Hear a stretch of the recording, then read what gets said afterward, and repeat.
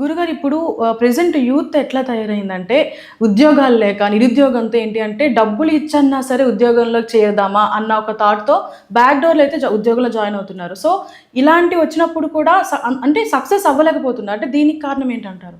చెప్పాను కదమ్మా, ఎప్పుడైనా సరే కారణం మన ఇల్లే, మనం ఉండే ప్రాంతం. ఏడైతే ఇల్లు కాకుంటే ఈ ఇంట్లో సక్సెస్, మీరు ఎడ్యుకేషన్ అంతా చదువుకున్నారు, సక్సెస్ అయిపోయారు.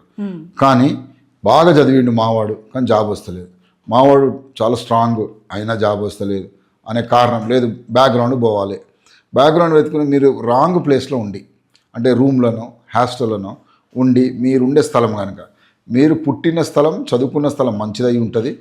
కానీ మీరు పెరుగుతున్నది ఎక్కడైతే ఎక్కడైతే ఉంటున్నారో ఆ ఉండే స్థలం కనుక, అక్కడ నుండి ఏ కార్యక్రమం చేసినా మీకు బ్యాక్ డోర్, ఇందాక మీరు జాబులు వెతుక్కుంటున్నారు, అందులో కూడా ఫెయిల్ అవుతున్నారు, అందులో కూడా సక్సెస్ లేదు రేటు. అంటే కారణం ఏంటంటే, ఎవరైతే ఈ విధంగా రాంగ్ ప్లేస్లో ఉండి కార్యక్రమాలు చేస్తుంటారో అది రాంగ్ డైరెక్షన్లో తీసుకెళ్తుంది తప్ప రైట్ డైరెక్షన్ తీసుకెళ్ళదు. కాబట్టి నేను చెప్పేది ఏంటంటే, మీరు ఉండే ప్లేసు, ప్రతి ప్లేసు రెంట్కుంటున్నారా, హాస్టల్ ఉంటున్నారా, లేకుంటే దేనికి ఉంటున్నారు, అద్దెకున్నప్పుడు కూడా చూసుకోవాల్సింది మనం ఎక్కడ ఉంటుంది. ఎందుకంటే మీ ఫ్యూచర్, యూత్ ఎవరన్నా కావచ్చు, వాళ్ళ ఫ్యూచర్ బాగుండాలంటే ఒక చిన్న కరెక్షన్ చేసుకోవాలి. ఏంటంటే, మనం అద్దెకుంటున్నటువంటి స్థలం, రూము బాగుందా లేదా చూసుకోవాలి.